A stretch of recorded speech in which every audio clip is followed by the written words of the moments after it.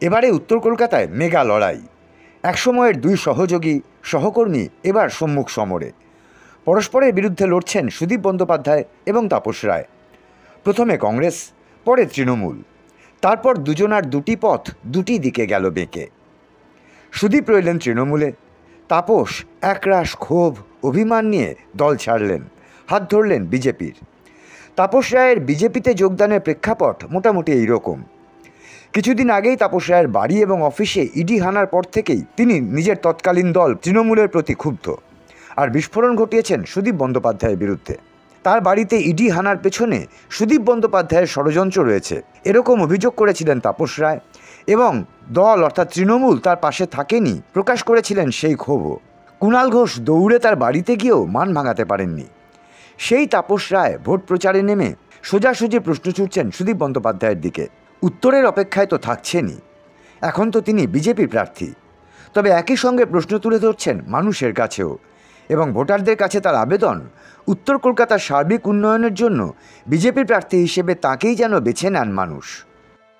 নমস্কার, আমি তাপস রায়, কলকাতা উত্তরের ভূমিপুত্র, বিজেপি প্রার্থী কলকাতা উত্তর থেকে।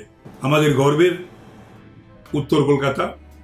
এই উত্তরের বাসিন্দা হিসাবে, নির্বাচক হিসাবে, বিদায়ী সাংসদে তার কাজ, তার কর্ম, তাকে পাওয়া না পাওয়া এগুলো বিচার করে নিশ্চয়ই আপনারা ভোট দেবেন। গত 10 বছরে প্রধানমন্ত্রী শ্রী নরেন্দ্র দামোদর দাস মোদীর নেতৃত্বে উন্নত ভারত আজ বিশ্বের 5ম অর্থনৈতিক দেশ হিসাবে স্থান পেয়েছে। গরিবের জন্য মোদীজির নেতৃত্বে কেন্দ্রের দেওয়া নানা প্রকল্পের কাজের টাকা চুরি থেকে নানা দুর্নীতিতে বিদ্ধ এই পশ্চিম বাংলা। এই বাংলায় চাকরি নেই, নেই শিল্প। নতুন প্রজন্মের ছেলেরা চাকরি না পেয়ে রাস্তায় বসে রয়েছে, আর যাদের অর্থ রয়েছে তারা পরীক্ষা না দিয়ে, অ্যাপ্লাই না করে, পাস না করে, তাদের রেজাল্ট শিট চেঞ্জ করে তারা চাকরি করছে।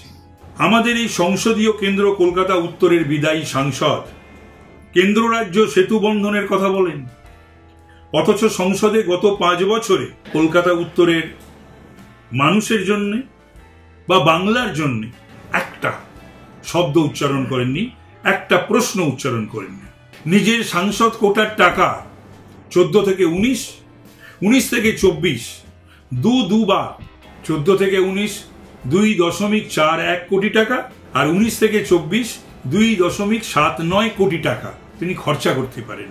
নির্বাচনের সময় তাকে দেখা যায় পরিযায়ী পাখির মতন।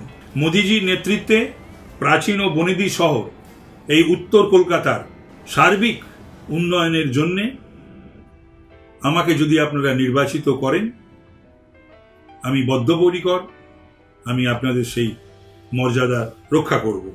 আগামী জুন মাসের 1 তারিখ ভারতীয় জনতা পার্টির প্রার্থী হিসাবে এবং নরেন্দ্র দামোদর দাস মোদীজি প্রতিনিধি হিসাবে আপনারা আমাকে আশীর্বাদ করবেন, সমর্থন করবেন।